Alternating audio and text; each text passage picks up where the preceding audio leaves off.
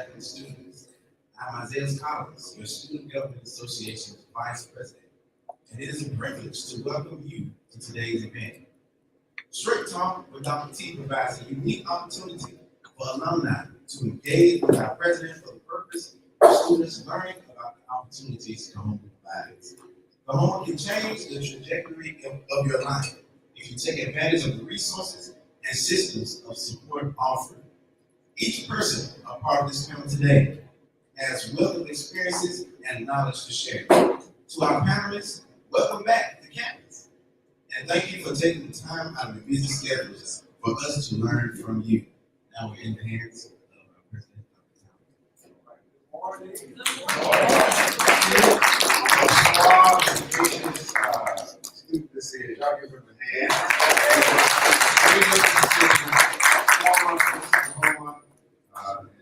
He's done academics here at CTE now, heavily involved this year. Trust me, watch him 5-10 years from now.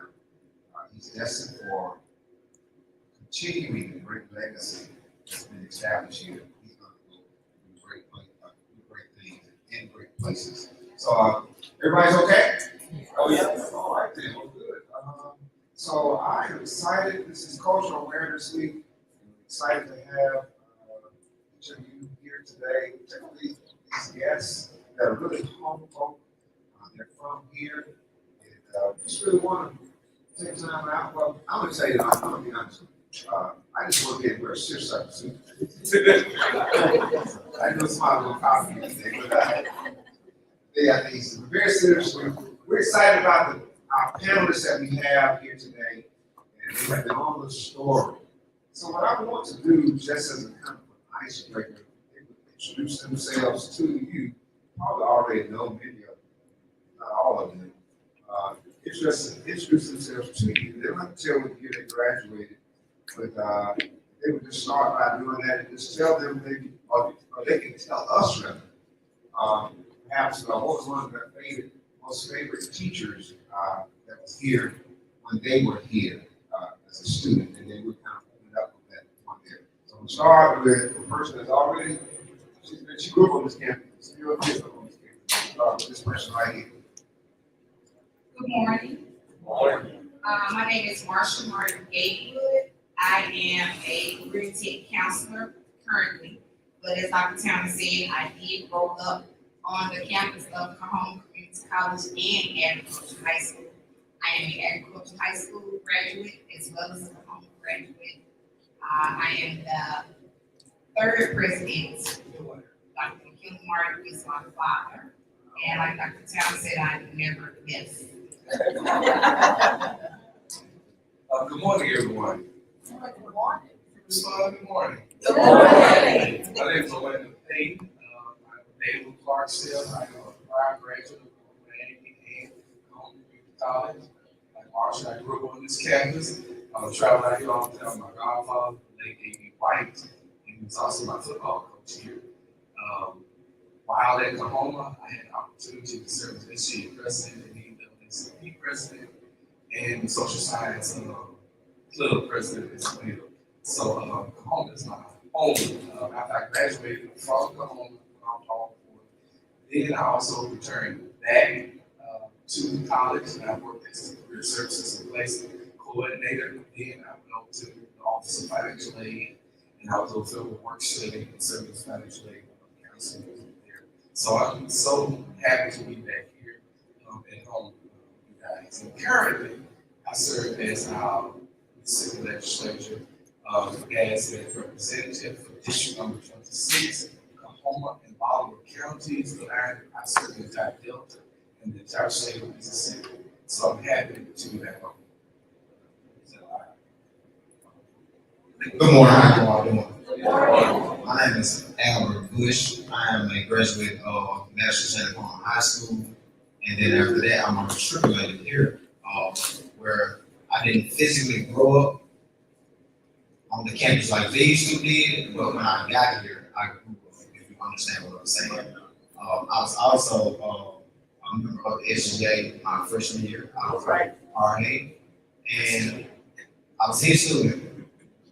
I was Mrs. Dunn student, who was one of my favorite teachers since Dr. Tanner Extras, and Mr. Rocket was also one of my favorite teachers.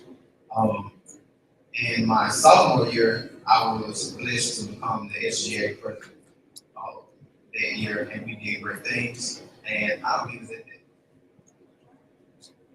Good morning. Good morning. When I first walked in, first one, Greg Hoskins, graduated from Aggie in 1979, graduated from CJC 1981. But backing up just a second, when I walked in this morning, I saw Dr. Towner and I said, man, I'm glad I didn't put on my blue silk something. But he asked about favorite teachers. I had two. One was Mr. George Green, who taught algebra. Of course, I love math. And the other one was Mr. Michael Jossell, who was the band director. Now, believe it or not, that man really showed me how to be a leader. He called me one day, we was having a rehearsal. He said, come outside, Hoskins. So I go outside and he said, I was trombone section leader. He said, look, he said, I want you to be the drum major. Now, this is no offense.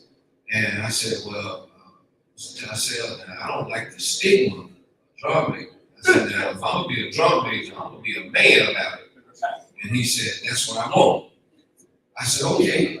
So when I became drum major, I got this feeling about myself because I said, wow, this man felt enough for me to make me the leader of the band.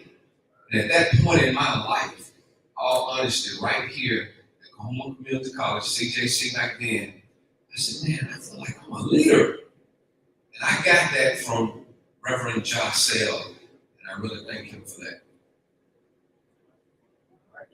Thank you. So keep the mic. I think I can talk loud enough. Thank you for introducing yourself. Of course, we know most of you. And thank you for your willingness to come. Hold that. Get a question right quick. So again, we are the smallest. We are an HBCU, 2-year community college in Mississippi. We're the youngest. Started in 1949. So in short, one of the things we come back, let's say we as employees, particularly coaches can identify with it. Sometimes it's a little difficult to sell community college. In fact, I call it, sometimes prospective students give me this you smell like, I say, it's funny though how probably 100% of those students or prospective students, they feel that way, but once they get here, they totally leave a different view. So I just want to be how would you help me dispel this number or the belief that Oklahoma will not help you get to where you want to get to? We feel firmly, we are treating you too, that Oklahoma was a great source of helping you to get to where you are. I feel that way. So what would you have to say to encourage students, as well as those that are on the virtual line, as to Oklahoma can be a resource, even today, Oklahoma can be a resource helping you get to where you want to get to? Mr. Bush?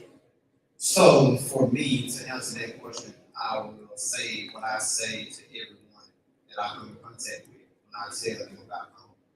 Home is a gateway, and that's exactly what it did for me. Home took me places that I never thought I would go. It gave me opportunities that I did not receive in high school, and high school was a popularity contest. So when I came to the home, it was about my grades. So I came here and took care of business in the classroom, and when I got finished taking care of that business in the classroom, it turned me into becoming an RA in my second semester of being a freshman. It then also gave me some funds back because it removed some fees that I had. And then in my second year, it opened up a world of network opportunities that I still use today. So Oklahoma took me to Maryland for the first time. It took me on a plane ride, not for the first time, but it gave me different experiences that I use now in my everyday life, that I want to pass along to my children, that I want my former students to see, and I want them to come and have a part of in it, because a lot of times everybody say, oh, I don't want to go to home, it's the 13th grade. Well, come here and find out that it's not actually the 13th grade. Because I had to do work. I had to write papers. I had to be smart. I had to be educated. I had to learn how to speak. I had to learn how to be able to stand in front of a crowd bigger than this crowd right now and be able to enunciate words and be able to stand and be able to dress. So it gave me my foundation into becoming who I am today, and it gave me a world of just confidence that I did not have in high school. And if you're looking to make a transition to being who you need to be, who you are going to be, and who you will be for the rest of your life, home is the place for you to go. Great point. My mom, they said a woman can't raise a man. Ladies and gentlemen, I'm here to tell you, my mom raised me. She said your best investment is in yourself. So what do you do with it? Now, in my house, we all had a charge, and that was to go to school. So I couldn't go stay with my aunt, my uncles, my cousin. We all had to go to school. There was no question about it. But I chose Kahoma because it was close, and my mom came here, my aunts came here, a couple of my uncles came here. So I said, well, okay, that's a pattern. I'm gonna follow this pattern, and it paid off. And when I came here, I fell in love with Kahoma. As a matter of fact, I'm back. That's why I'm back. I want to give back because Kahoma gave to me opportunities that I probably wouldn't have had if I had gone somewhere else. So, coming to Kahoma also opened up doors of opportunity, not to mention the network. Some of these same students that you're in school with later on in life, they may end up being networks for you. And some of the ones that I went to school with, they are networks. So you have to look at the broader picture, not to mention being in school, but also for some of you guys or females, you may find your soulmate. And what better place to find your soulmate than in college? I'd rather find my soulmate in college than to find her at the stripper club. I find her at the bar because I know what she's looking for if she's in school. So I thought about that as well. And the last thing is, coming here gave me a sense of pride. I got my education. And when you become employed, then you make yourself marketable. People are looking for people who have something to offer. You don't go to the job, and this is no disrespect to anyone. When you go to the job, you got to look your best. Because if you come to me looking for work, you better look your best because I'm grading you the minute I look at you. So don't ever forget that. Your first impression, you won't get to make it again. So there is a quote that I do my best to live by, and it's from the late Dr. Benjamin E. Mays, who's the president. And people always simply say that every man and woman is born into the world to do something unique and distinctive. If he or she chooses not to, it will never be done. Kahoma Community College gave me the opportunity to be unique and distinctive. And I must say that Kahoma and Aggie was the nurturing ground for success. Here on the campus of Kahoma, we had programs called trio programs, open bound, various programs of this nature. And throughout the year, we would come here and serve as a study hall, serve as a support group, and we would come during the summertime and we would take various trips. And because of that investment, I believe that I was able to graduate. And not only that, Kahoma educates not only that person, but Kahoma educates the entire family. We had various programs on this campus to let mothers and fathers come back to school. Individuals could earn their GED. Individuals could have various work programs. We have the Tri-County Workforce Alliance program. We had so many programs on this campus that Kahoma not only invested in one person, Kahoma invested in the entire family, invested into the community. And you all said something so important, networking. It is because of Kahoma, I believe that's where I am today as an elected official. I've met so many people through the doors of Kahoma Community College. And this is just a big family. And what I would say that you, the individuals that are sitting out here, are going to have to be the ones to tell the story about your experience here at Kahoma. And I love Kahoma so much, I wanted to get back on the campus to work, and I had that opportunity as well. So Kahoma is a great place. And so, you have to, as Sir said, you have to sort of evangelize about this particular place right here. This is truly the oasis of the state of Mississippi. I guess my experience is probably a little different because I went to Aggie and my father retired in 1992, which was my senior year, and he went to Lemoyne College. So I had the option to go to Lemoyne or stay here at Kahoma. And of course, I chose to stay here at Kahoma because, as everyone has said, this was the best experience that I could have had. I started at Kahoma actually in the summer of 1991 as a full dual enrollment student. That was another advantage of being on the campus with a high school and a college. By the time I finished high school, I was a full sophomore at Kahoma. So I graduated from high school in '92, and I graduated from Kahoma in 1993. I want to say that one of my best experiences with my teachers was learning that just because my last name was Martin, I wasn't special. And I want to thank Dr. Towner for that because I was in his first college algebra class.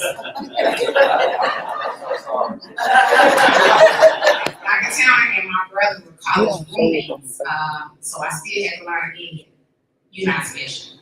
And people think that going to Kahoma is just an easy street, but it's not. It's a college experience with work. And so it is, again, networking. When I finished at Lemoyne and got into the teaching field in Memphis, I found, again, so many people that I didn't know that went to Kahoma. And I came back in 2016 because I have a vested interest in this community. My parents are 84 and 86. And so they're no longer in the community. My brothers are off taking care of my parents in Memphis. So the community is still here. And I want to be able to give back to the community. And that's one of the reasons that I did come back to work here. And I have so many of my classmates, their children ended up in my class. I teach orientation. And to be able to talk about just experiences of the college and to know about the college without reading it out of a book. That was a lifetime experience for me. It is. Wow. Thank you. So thank you for the feedback, and I'm going to actually make a statement that somewhat is preparatory, but also is a question. A question before you as well. So Kahoma has pride itself, and this has been evidenced in your comments. It has pride itself on being personable, nurturing, hands-on. Some of the person's names we call, I can certainly remember, they literally helped raise me, just to clean it up. Oh, by the way, incidentally, one of my most remarkable student-teacher experiences was teaching. One of my most important teachers was the late Smith. I remember coming to general biology lecture. Mr. Lane, he had on a 3-piece suit with a full-length fur coat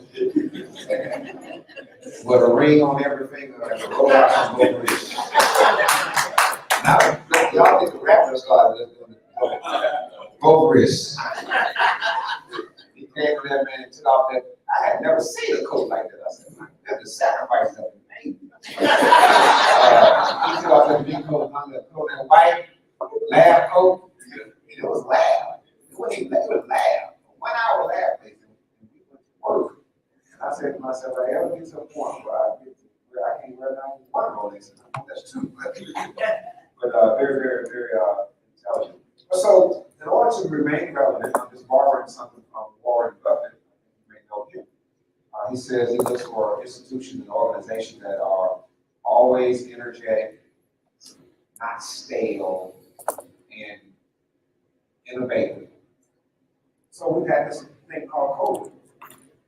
it has made us change. We have not been able to be as personable. Nearly 50% of our classes, teachers can testify to this, are now virtual or hybrid or mixed. So you don't have that influx of foot traffic, Whiteside Hall and active building. How do you, or what do you suggest to Kahoma, this is for the group, in order to remain relevant, that is, still have that personal touch, but yet have the capacity to offer educational offerings from a virtual modality? We got to be able to do both, be virtual, yet very personal at the same time. Not only colleges or maybe the churches, all those things with that. When's the last time you all been to a mall? Y'all go to the mall? Most people are going online, shop all everything you have on it. Maybe you follow online. So how do we, what is your advice to the home? This is for the audience too. How do we remain relevant in this virtual world? And yes, really personal. Social media, feedback from your audience who's trying to capture. Incidentally, she said that, so we have a survey going out, it has not gone out, for faculty, staff, and students. We call it an appraisal / feedback system, which you're able to answer questions, give us feedback. So you just, what's the name of it exactly?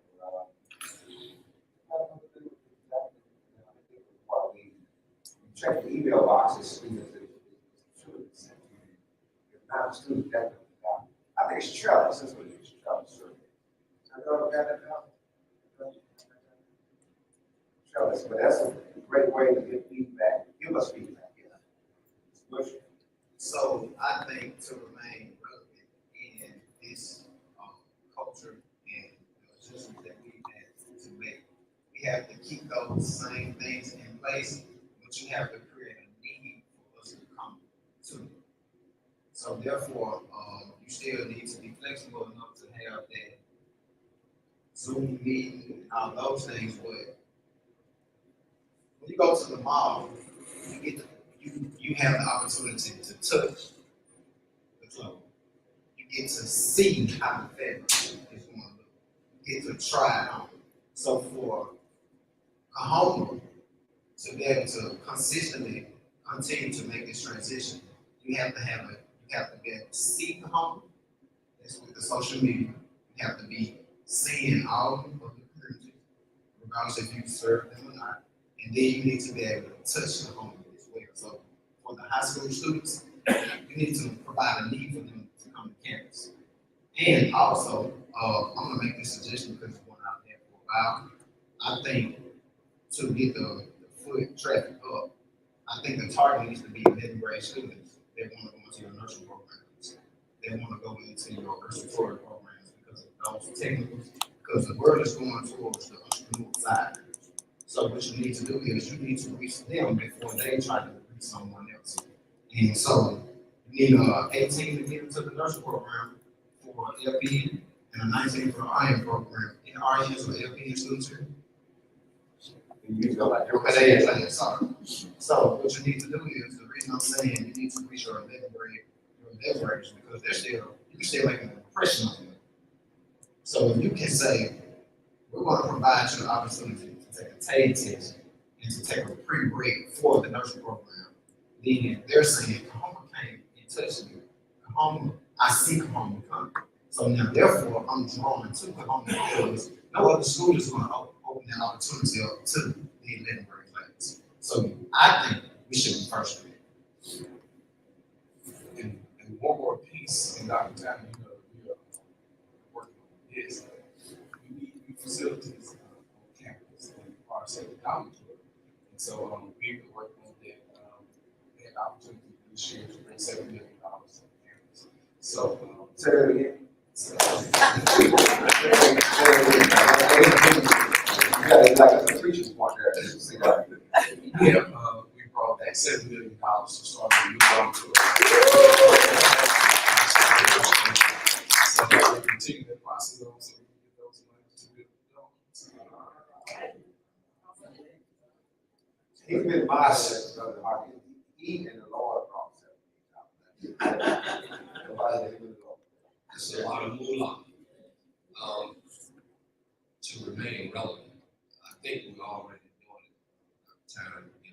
There are three types of ways to get things out there. You have PSAs, PBAs, and word of mouth. Public service announcement, public broadcast, and just talking to people.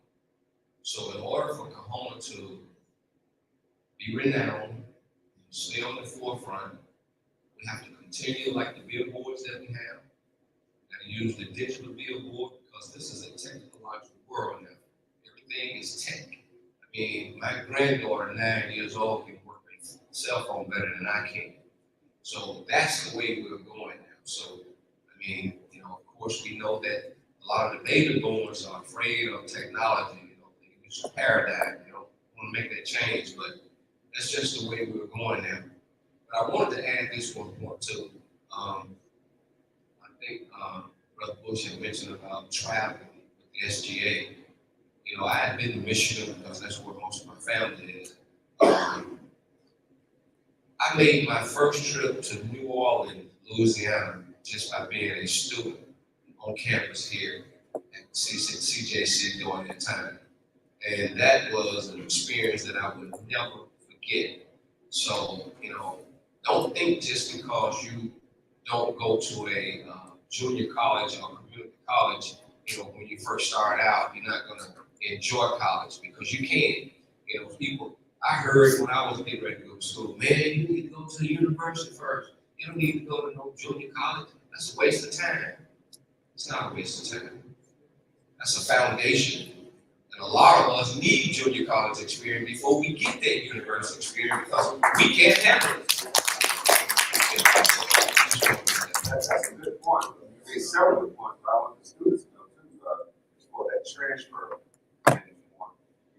Our GPAs, don't believe the hype, our GPAs for our transfer students are great, above 3.0. That's not made up a soundbite for the commercial. That's high-pitched, documented. That students leave here, transfer to other places, they keep a beat average from that. So it's verifiable. Don't believe the hype, and they get debt-free for you, because usually it costs only a third of what it would cost to go to an IHL school 4 years out. So you're exactly right. I want to say this one last thing before I go. I got another meeting. State Rep, Mr. Payton mentioned the president of Morehouse. I want to bring up a name that we all know, Frederick Douglass. We all know Frederick Douglass. Frederick Douglass said, and this is one quote that's been with me since high school. He said, "I thank God for being a man, but I thank God most of all for being a black man." This has nothing to do with racism, so I want you to understand that. But this made me proud to be who I am, because you got to understand that a stigma, and sometimes language, can make you have doubt. But from that quote, made me feel good about who I am and who I was at the time. And taking that quote from him led me, along with my education, to become the first black police chief for the city of Clarksdale before I retired. I retired in 2012, so I've been retired now going on 13 years. My wife and I own a medical clinic on Highway 49 in Clarksdale, so if you need a provider, we down there waiting on you too. So, but anyway, I just wanted to say that. Thank you. I want to say this publicly, as I said it before. I said it playfully. Greg, aka Mr. Hoskins, is one-on-one. He's a little bit farther down the road age-wise. But he was one-on-one when I was coming up in high school and college that I knew about. They would see from afar family man would have been successful. So he was one that I kind of had to pattern myself by. But my most important point I want to convey is not only was he personal inspiration for me, but he got a strong like it. Where? So that was your faith. So if he's sliding out, I just think he's a money man, he owns a lot of houses. Y'all need somebody to stay, they're gonna ask him. He's Donald Trump of Oklahoma.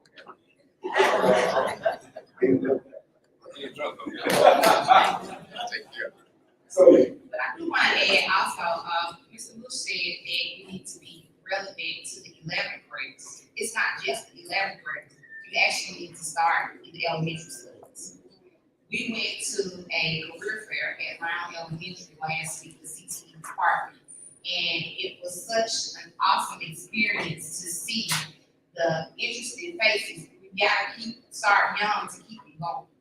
And if we were relevant in the community, where they went home and told their parents, some of their parents don't have degrees, don't have certificates. So since the career fair, I got phone calls from the students' parents. My baby said that your collision repair teacher was out there. What is that about? How can I get in those programs? So if we're relevant in the community, in the smaller areas, elementary schools, then those children go home and talk to their parents. Like Mr. Hodson said, that's word of mouth. So that's another way to kind of stay relevant is going into the schools, doing community service projects, career fairs, doing some career fairs and community projects with the parents who don't have education, higher education. That's what I'm going to say.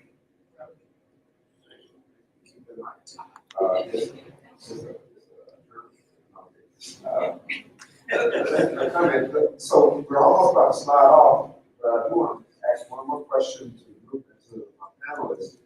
This is somewhat a sensitive one. The research is that a minuscule amount of people give back that took air out of the room. A minuscule amount of people give back to the school that they're attending. For HBCUs, it's usually not even in the double digits. I mean, some of the more notable HBCUs may break that 10 and 12% threshold, in which alumni give back to the school. And that's for 4-year schools. People give even less back to 2-year schools because they tend to give back to the school they last attended. So hypothetically, if I graduate from here and then I graduate from Alcorn, I tend to give more to Alcorn than I will to Oklahoma because Alcorn was the last school hypothetically that I left. Make no mistake about it, people, in order to support a school, you gotta have more than state funding. The state of Mississippi has done a yeoman job, a good job in many ways, but it's just not really enough. We have a grant agency, if you know of students that go to school in even K-12 well-affluent areas, one thing about those affluent areas, they have a lot of fundraising. It seems like all the time the parents have to give or something. Well, even not only for affluent areas are associated with the challenge, we have to have funds too that go beyond our money that we receive from the state. For example, we have an advance in the choir students that are here. Y'all are getting ready to go, well, I think you probably don't. But y'all are getting ready to go somewhere. Y'all trying to go somewhere, right? Out of the country to where? Japan. Say that again. Japan. I can assure you the state of Mississippi doesn't send us any money to send students to Japan. So what we have to do is we have to get that money from our people. Both churches, sororities, fraternities, individuals. So we have a reluctance sometimes to give to our institutions. So what can we do to spur that inclination and start a new wave of how people give to the institution? You can't say that you don't have it, because you got everything else. We can give back. So I just want to have a comment. That open up the cloud too. What can we do to encourage to give back? We certainly do thank Mr. Orlando for giving us 7 million. He promised us 12. So we're waiting on the 5. Call it 2 o'clock in the morning. We'll wait on the 5.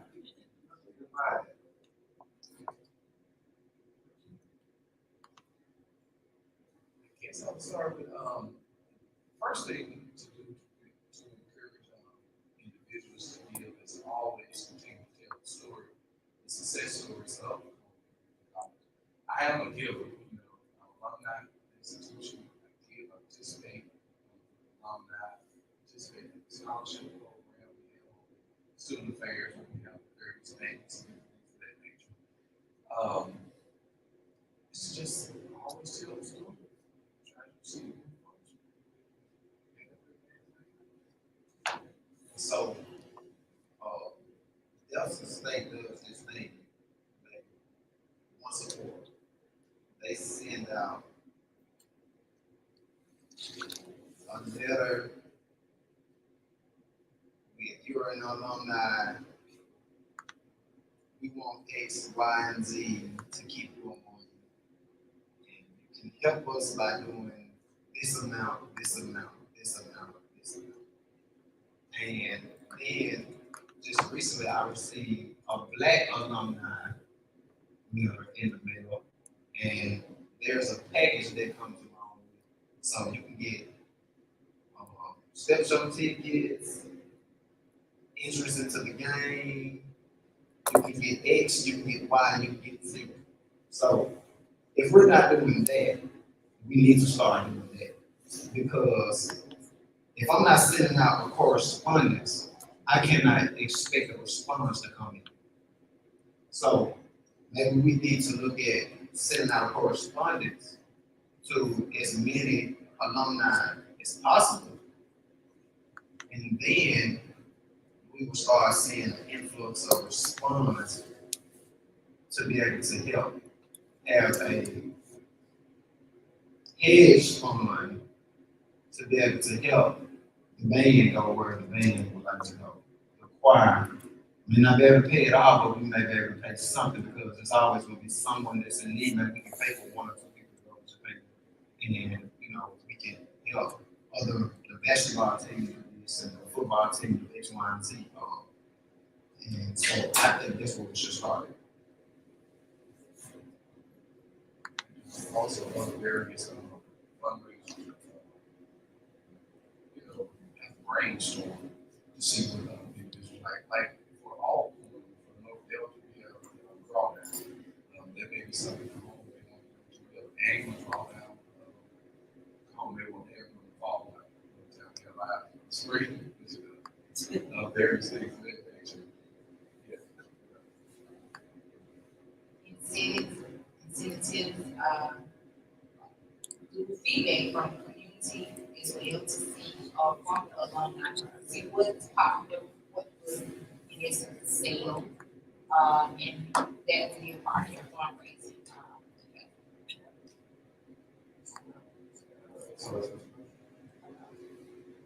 So also thinking about one of the bigger events that happened in the fall is homecoming. And so if you can create a package, 2 tickets and parking permit for X amount of dollars. That's something that just costs paper, but then it brings in more than the paper costs.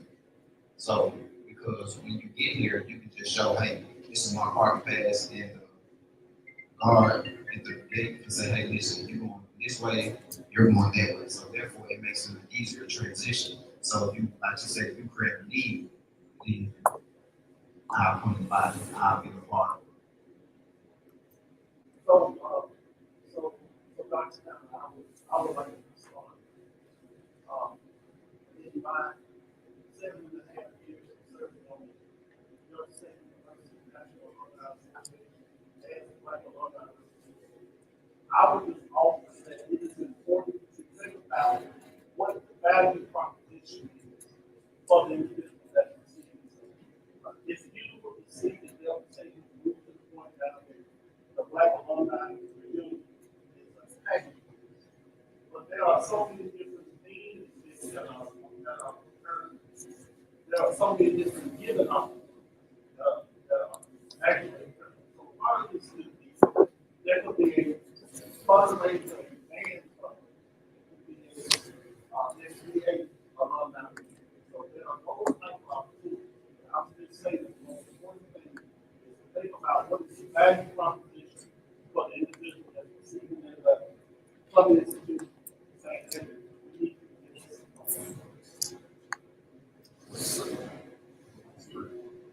Thank you for the feedback. Thank you, Ms. Stevens. So, kind of a wrap up on this question. I certainly welcome the question. This is a keenly unique era in which we are living. Obviously, for us, because it's our first time in this type of era, many challenges we're facing higher education venues such as college. Funding is one. You've got different levels of opinion about education. That's one reason we think funding. That's something that we already receive too much money. Costs for students to attend have gone up, and the amount of financial aid has not kept pace with that cost escalation.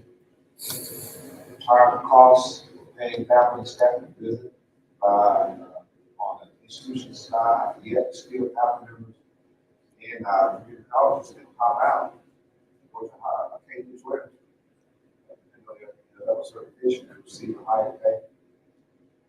We have LGBTQ issues that colleges have to deal with. We have religious issues. There are just so many other challenges that make the effort to provide services a bit more complicated. Some people, because of the atmosphere, have a lot of apathy about even going to school, working at school, as well as going to school. They would say that working at home is the best thing in the area. Now, a lot of people say, no, I'd rather do something else and have to deal with the issue that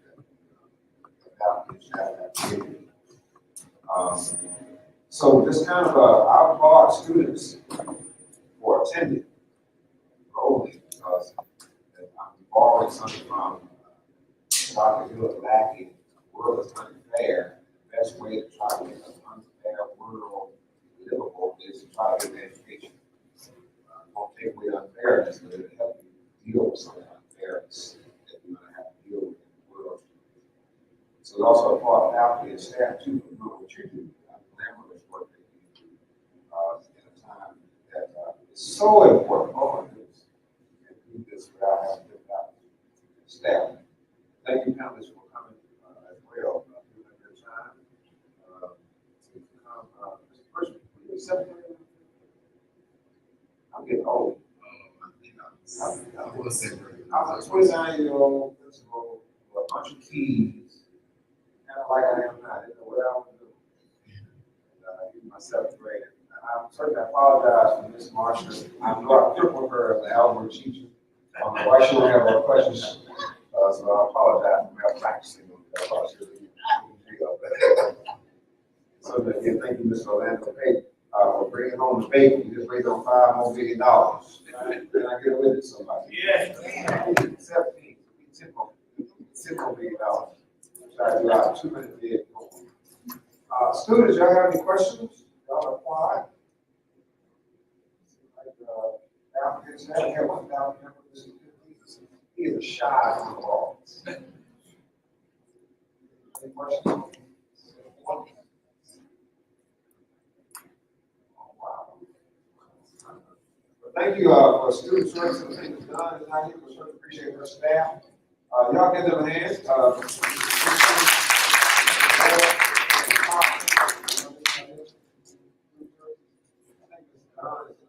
Back from Victory Lab that we had in Atlanta, because of you all, we were able to win $150,000. And you know that online as well for having to come home. That's amazing. That is an amazing accomplishment that this college did to obtain because of people such as you. Thank you so much. Hey, that's all I have. I'm like, look, that's it. That's all. That's